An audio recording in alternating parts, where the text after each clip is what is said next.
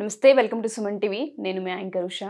So 12 రాశులకు సంబంధించి August మాసం ఏదైతే ఉందో అడుగుతూ ఉంటుంటారు ప్రతి ఒక్కరు. మా రాశి వారికి ఏ విధంగా ఉండబోతుంది, ప్రత్యేకించి ఏ ఏ జాగ్రత్తలు వహించాలి, ఎటువంటి జాగ్రత్తలు తీసుకుంటే మంచిది అని, మరి 12 రాశులకు సంబంధించి ఏ విధంగా ఉండబోతుంది ఏంటి అన్న విషయాల గురించి సురేష్ గారిని అడిగి తెలుసుకుందాం. నమస్తే సురేష్ గారు. నమస్కారం అండి ఉషా గారు. సో మిథున రాశి, ఈ రాశి వారి కనుక మనం చూసుకుంటే ఆరోగ్యరీత్యా, వివాహరీత్యా, వ్యాపార రీత్యా అడుగుతూ ఉంటుంటారు, సంతాన రీత్యా కూడా అడుగుతూ ఉంటుంటారు. ఏ విధంగా ఉండబోతుంది అంటారు? ప్రత్యేకించి వీళ్ళు ఏ ఏ విషయాల్లో జాగ్రత్తలు వహించాలి?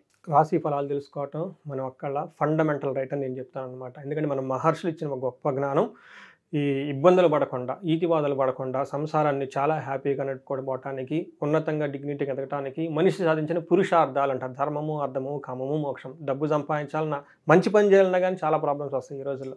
ఇలాంటి వాటిని అధిగమించుకొని ఉన్నతంగా జీవితాన్ని సంచడానికి మన మహర్షి ఇచ్చిన గొప్ప జ్ఞానం అండి. దీన్ని మేము కూడా ఎంతో రీసెర్చ్ చేసి ఒక ఆథెంటిక్గా ఇన్ఫర్మేషన్ మహర్షులు ఇచ్చిన జ్ఞానాన్ని యాజ్ టీజ్గా ఇవ్వడానికి మేము ప్రయత్నం చేస్తూ ఉన్నామండి. తర్వాత ఇందులో వచ్చేటప్పుడు ఆగస్టు 2024 రాశి ఫలాలు కనుక మనం చూసుకుంటే మిథున రాశి వారికి ఎలా ఉందో చూద్దాం. సో మిథున రాశి వారికి వెళ్ళేటప్పుడు వీళ్ళకి మృగశిర 3-4 పాదాలు, ఆరుద్ర 1-2-3-4 పాదాలు, పునర్వసు 1-2-3 పాదాలు. ఈ పాదాలు కలిగిన వాళ్ళంతా మిథున రాశి కింద వస్తారు. తర్వాత వచ్చేటప్పటికి ట్రాన్జిట్, ప్రస్తుతానికి ప్లానెటరీ పొజిషన్ కనుక చూసుకుంటే సింహరాశిలోకి 16 తర్వాత వస్తున్నారండి. ఆగస్టు 16 తర్వాత ఎవరు సూర్యుడు, తర్వాత మనకి బుధుడు వచ్చేటప్పటికి 22 వరకు మనకి సింహరాశిలో ఉంటారండి.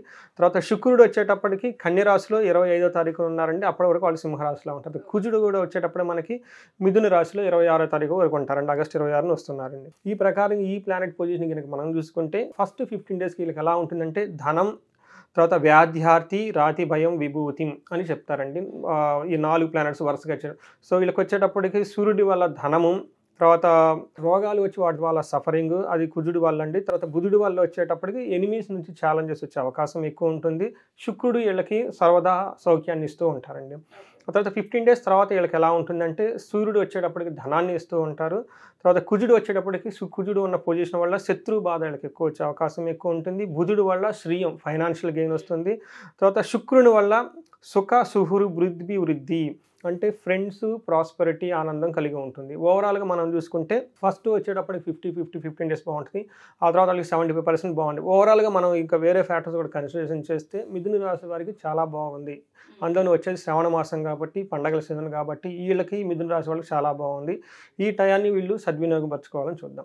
తర్వాత సూర్యుడు వచ్చేటప్పటికి వీళ్ళకి ఎలాంటి చేస్తూ ఉంటారంటే వీళ్ళకి సూర్యుడు 3rd హౌస్లో వస్తున్నారంటే 3rd హౌస్లో సూర్యుడు రావటం వల్ల అది ఎప్పటి నుంచి ఆగస్టు 17 నుంచి మారటం వల్ల చాలా మంచి జరుగుతుంది.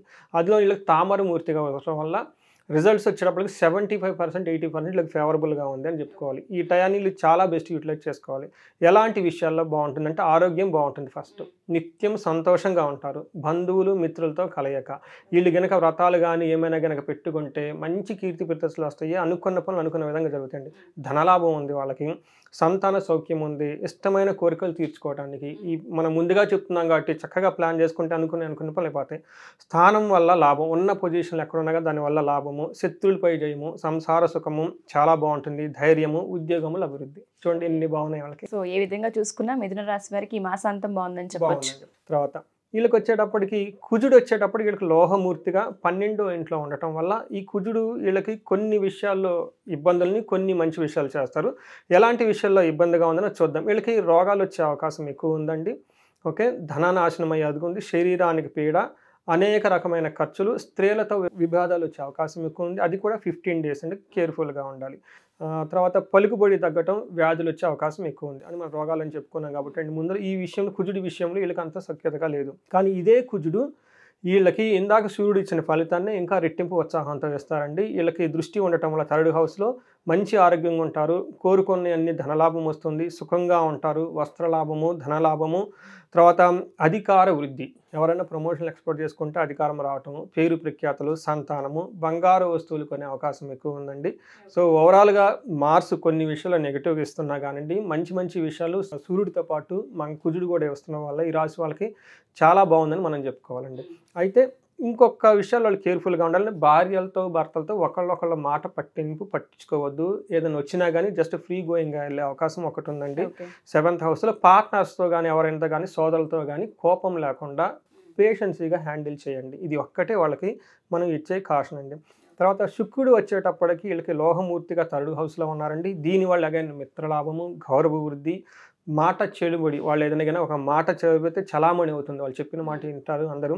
ధనము, గౌరవము, పలుకుబడి అంతా ఉందండి.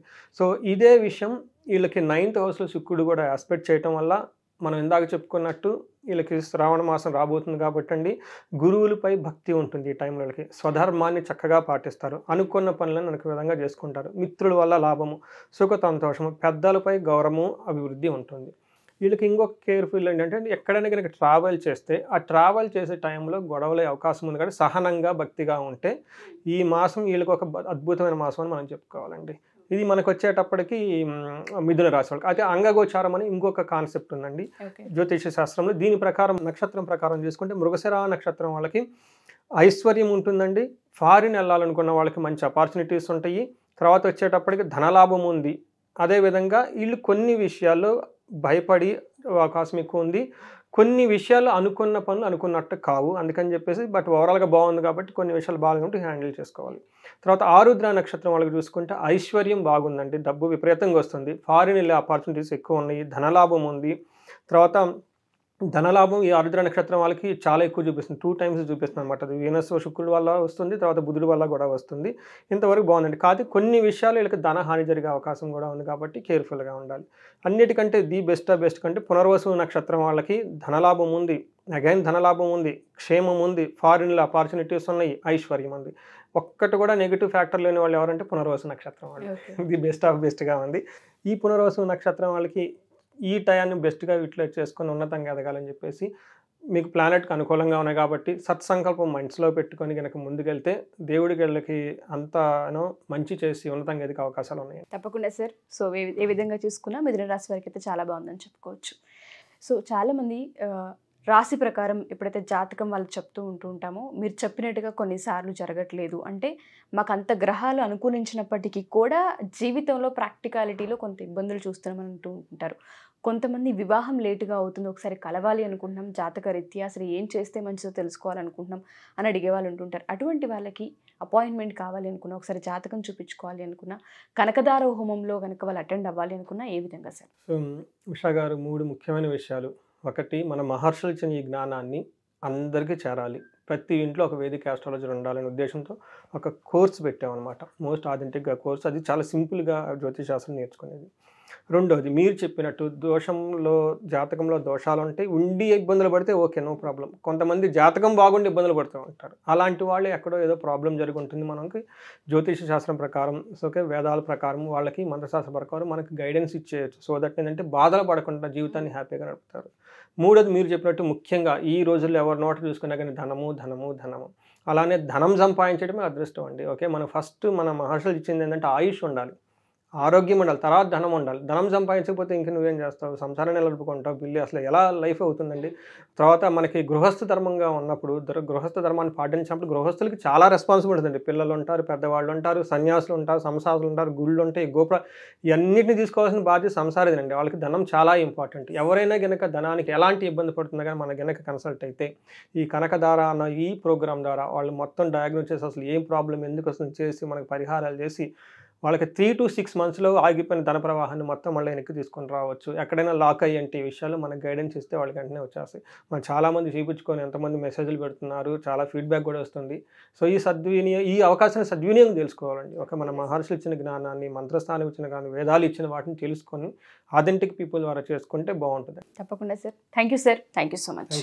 సో ఎవరైనా సరే సురేష్ గారిని కనుక జాతక రీత్యా ఒకవేళ కలవాలి అనుకున్నా, మీ జాతకాన్ని చూపించుకోవాలి అనుకున్నా, దాంతోపాటు ఆర్థిక ఇబ్బందులతో ఎవరైతే సతమతమవుతూ ఉన్నారో వాళ్ళందరూ దాని నుంచి బయటపడాలి అనుకుంటే కనకదార హోమం చాలా పెద్ద ఇంపాక్ట్ని క్రియేట్ చేస్తూ ఉంటుంది మీ జీవితాల్లో.